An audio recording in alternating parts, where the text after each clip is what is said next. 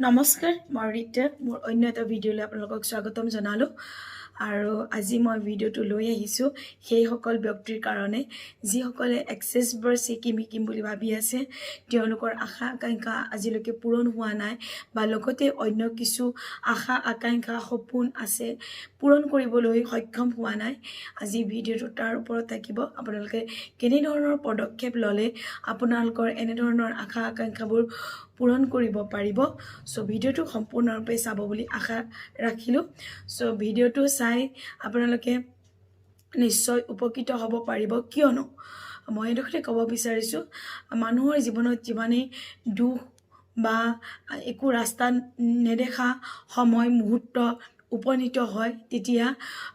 খুব ভাঙি পৰা যায় ন মোৰো জীৱনত তেনেকৈ 10 বছৰ কাল মানে 2011 পৰা 2019-20 লৈকে মই এনেকুৱা এটা মানেকে জীৱন অতিবাহিত কৰিছিলোঁ য'ত মোৰ জীয়াই থকা আশা আকাংক্ষাবোৰ শেষ হৈ গৈছিলে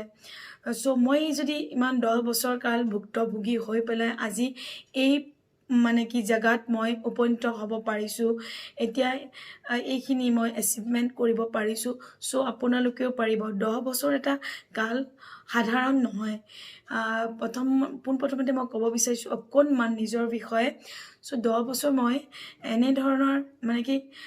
ব্লেক মেজিক মই নিজে যেটো অভিজ্ঞতা কৰিছোঁ মোৰ লাইফত হৈছিল সো খুব মানে কি পেইন পেটত মানে খুব পেইন হয় মই খাব নোৱাৰো হাজবেণ্ডে বহুত ট্ৰিটমেন্ট কৰিছিল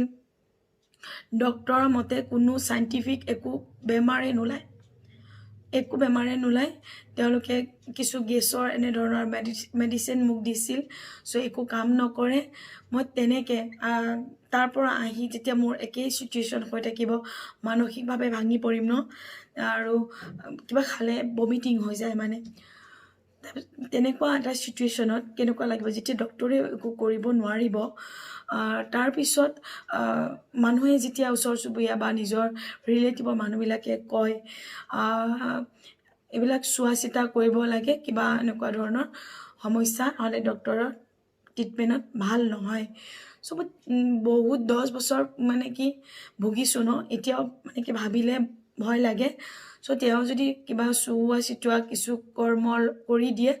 কিছুদিন অলপ খাব পৰা হওঁ আকৌ পুনৰ সেই একে সিচুৱেচনলৈ আকৌ উভতি যাওঁ অজস্ৰ টকা পইচাৰ খৰচ হৈছিল সেই মুহূৰ্তত মোৰ হাজবেণ্ডে মোৰ কাৰণে বহুত কৰিছিল মানে কি মোক বচাই ৰাখিবৰ কাৰণে আৰু যেতিয়া বেছি হৈ যায় পেইনটো ডক্টৰৰ ওচৰলৈ অবভিয়াসলি নিবই লাগে আৰু ডক্টৰে কি ট্ৰিটমেন্ট কৰে কিন্তু মোৰ ৰিকভাৰ নহয় আহি পেলাই আকৌ মানুহে বেলেগ মানুহৰ খবৰ দিয়ে সো তেওঁলোকৰ ওচৰত গৈ পেলাই কিছু দিন কিবা কৰি দিয়ে সো কিছুদিন ভাল হওঁ তেনেকৈ মোৰ আৰ্থিকটো ক্ষতি হৈছিল হেল্থৰ problem mental health physical health মানে 1-2 মাহৰ মূৰে মই বহুতখিনি মানে কি ৰাস্তা নোহোৱা পদ্ধতিত মানে মই জীয়াই থাকিবলগীয়া হৈছিলে মানে এনেকৈ তথ্যবস অৱস্থা যেতিয়া তেনেকুৱা এটা অৱস্থা ঘৰত ক্ৰিয়েট হৈ থাকে কেনেকুৱা সিচুৱেচন হ'ব কওকচোন বাৰু সো মোৰ যদি লাইফত ইমান মানসিক শাৰীৰিক আৰ্থিক ডিপ্ৰেছন আহাৰ পিছতো 10 বছৰ যদি এটা বেমাৰ তেনেকৈ পুহি থাকিব লাগে মোৰ ফ্যামিলিয়ে তো কেনেকুৱা এটা সিচুৱেচন হ'ব তেখেতলোকৰো মোৰ হাজবেণ্ডৰো হয়নে বাৰু সো সেইখিনিৰ পৰা আজি মই কেনেকৈ ওলাবলৈ সক্ষম হলো আপোনালোকক জনাও সো আপোনালোকে বিভিন্ন কাৰণত গ্ৰাখিত হৈ আছে জীৱনটো মানে স্থবিৰ হৈ যোৱা যেন লাগিছে কেতিয়াও জীৱন স্থবিৰ হৈ নাযায় সো মানসিকভাৱে আপোনালোকে সবল হ'বলৈ শিকক যেতিয়া মই ফাৰ্স্ট মানসিকভাৱে সবল হৈছিলো মোৰ লগত একো হ'ব নোৱাৰে কিয়নো মই জনাত মই কাৰো বেয়া কৰা নাই সো মোৰ সেইটো ফাৰ্স্ট পজিটিভ মাইন্ডছেটিং যে মই জনাত কাৰো বেয়া কৰা নাই যদি প্ৰভু মোৰ লগত কিয় হ'ল বাৰ মই এই কুৱেশ্যনটো মই তেতিয়া ইমান ইউনিভাৰ্সৰ কথা নাজানিছিলো আৰু খালি ভগৱানকে কৰিছিলো এই কুৱেশ্যনটো তেতিয়া বাৰ ভগৱানক কুৱেশ্যন কৰিলেও আমি ইউনিভাৰ্স বুলি কওঁ ভগৱান বুলি কওঁ ঈশ্বৰ বুলি কওঁ আল্লাহ বুলি কওঁ সুপ্ৰিম পাৱাৰ এটাই থাকে সো তেখেতক মই বাৰ বাৰ কুৱেশ্যন কৰিছিলোঁ যে মোৰ লগত কিয় এনেকুৱা হ'ল, কিয়নো মই সৰুৰ পৰা কাৰো অন্যায় অহিত চিন্তা কৰিব নোৱাৰা এগৰাকী ছোৱালী মই নিজে জানো। চ' মোৰ লগত কিয় ইমান কষ্ট কিয় হ'ল, আৰু মোৰ কিছু কথা সুন্দৰভাৱে আপোনালোকক শ্বেয়াৰ কৰা হৈ আছে, ইমান দীঘলীয়া কৰি নাথাকোঁ। চ' তেতিয়া মই নিজৰ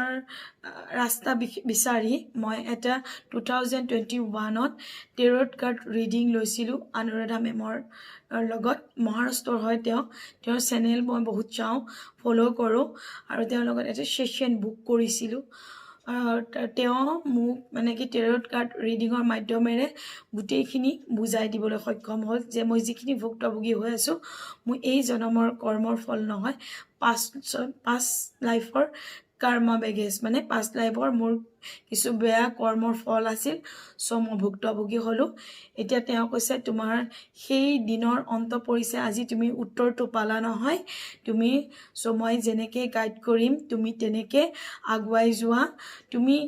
ফিউচাৰত এজ এ হিলাৰ হিচাপে নিজক বিচাৰি পাবলৈ সক্ষম হ'বা। ইউটিউবত তোমাৰ চেনেল হ'ব, মানুহে তোমাৰ পৰা কিছু গাইডেন্স বিচাৰিব এনেকৈ ধৰণে, আৰু তুমি আৰ্থিকভাৱেও স্বাৱলম্বী বা সবল এজনী লেডি হৈ পৰিবা বা পাৰ্চন হৈ পৰিবা, ব্যক্তি হৈ পৰিবা। চ' মই তেতিয়া ভাবিছিলোঁ এনেকুৱা এটা চিটুৱেশ্যন এটা যেনে তেনে মই ৰিডিং ছেশ্যন বুক কৰি লৈছোঁ, মই ইমানখিনি সফল হ'বগৈ পাৰিমনে? তাৰপিছত মোৰ যিটো অন্তৰাত্মাৰ ভইচ কৈছে পাৰিবা, কিয় নোৱাৰিবা। আৰু বহুতো মানে কি নিজৰ মনৰ পৰা মানে কি আশা আছিল যে নিজৰ কাৰণেও কিবা এটা কৰোঁ, ফেমিলিৰ কাৰণেও মই হিচাপে মই কিবা কৰিব পাৰিছোঁ নে নাই, তেনেকৈ মই হিচাপে মই মোক প্ৰতিষ্ঠিত কৰিব পাৰোঁ। চ' বহুত আশা পুহি ৰাখিছিলোঁ। তাৰপিছতে মই তেনেকেই মোৰ সেই যেতিয়া মনৰ পৰা সেই নিগেটিভিটিখিনি দূৰ কৰিলোঁ, মনৰ পৰা সবল হ'বলৈ আৰম্ভ কৰিলোঁ, আৰু মেমে মোক 7 চক্ৰ গাইডেড মেডিটেশ্যন শিকাই দিলে। সেই অনুপাতে মই 7টা চক্ৰ বেলেঞ্চ কৰিবলৈ আৰম্ভ কৰিলোঁ 2021ৰ পৰা। চক্ৰ বেলেঞ্চিং মন্ত্ৰটোৰ পৰা মই হিলিং কৰাৰ পিছৰ পৰা মোৰ শৰীৰটো সুস্থ হৈ আহিবলৈ ধৰিলে, আৰু যি 10 বছৰ কাল মই ভুগি আছিলোঁ বেমাৰত, চ' সেই বেমাৰটো অট'মেটিক মোৰ বডিৰ পৰা মাইণ্ডৰ পৰা ৰিলিজ হৈ গ'লগৈ আৰু গুচি গ'ল, আৰু মই পূৰা শাৰীৰিক আৰু মানসিকভাৱেৰে সবল হৈ পৰিলোঁ, ষ্ট্ৰং হৈ পৰিলোঁ।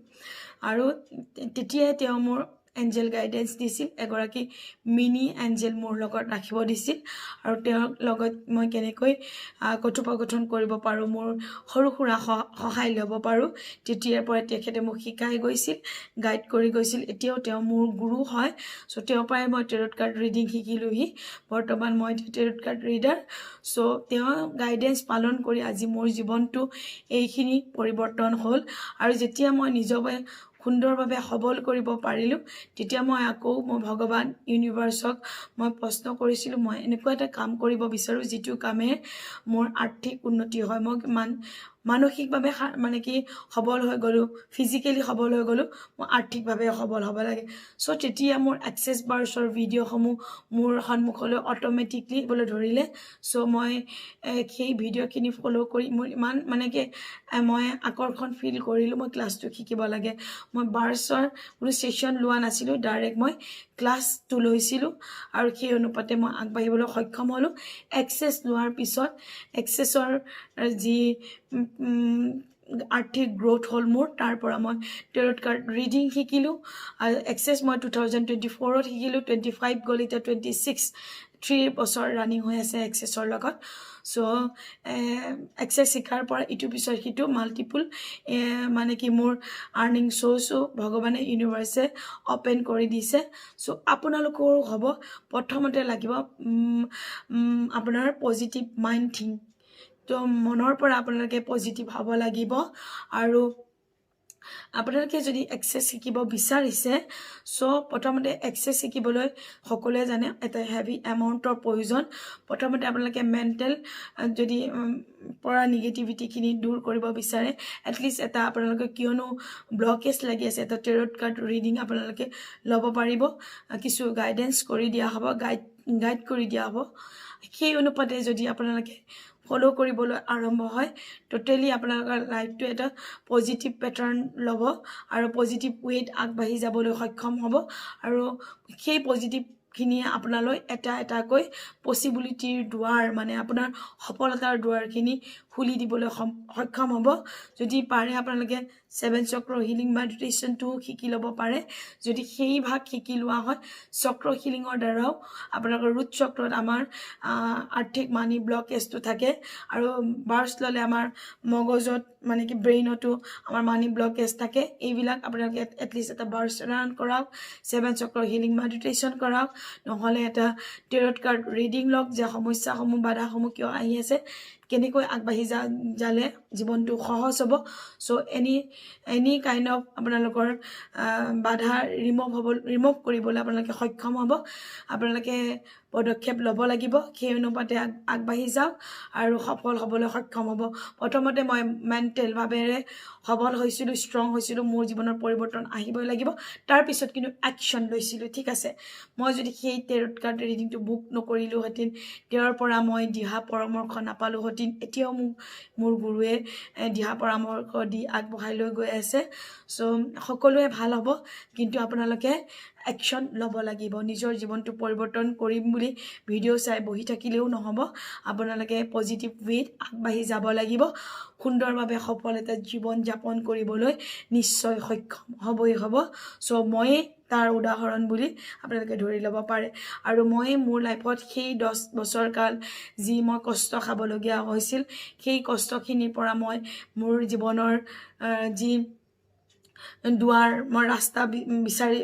বিচাৰিবলৈ হেঁচা পালোঁ যে জীৱনটো ইমানতে স্থবিৰ নহয় তুমি ৰাস্তা বিচৰা ৰাস্তা পাবা সেই দুখ বেদনাখিনিয়ে মোক বহুতো ধাক্কা দিলে চ' মই সেই আগুৱাই যাবলৈ মই সক্ষম হ'লোঁ চ' সেইখিনিকো মই থেংক ইউৱে দিছোঁ যদি মোৰ কষ্ট নাপালোহেঁতেন মই তেওঁৰ ৰাস্তা নিবিচাৰিলোহেঁতেন ইজি ফৰ্মত নৰ্মেল এটা লাইফ স্পেণ্ড কৰিলোহেঁতেন যেতিয়া কষ্ট পায় মানুহে তেতিয়া ওপৰত ভাবিবলৈ চেষ্টা কৰে ইয়াতকৈ বেটাৰ লাইফটো কেনেকৈ হ'ব পাৰিব চ' কুৱেশ্যন কৰিলে আনচাৰ পাব আৰু কিছু এক্টিভিটিজ কৰিব লাগিব একশ্যন ল'ব লাগিব ভিডিঅ'টো ইমান মোৰ লগত জড়িত হৈ থকাৰ বাবে বহুত বহুত ধন্যবাদ ভিডিঅ'টো চোৱাৰ বাবে ধন্যবাদ আৰু আপোনালোকে নিজৰ কাৰণে পদক্ষেপ ল'ব বুলি আশা ৰাখিলোঁ চ' আজিলৈ আহিলোঁ thank you God bless you love you all bye by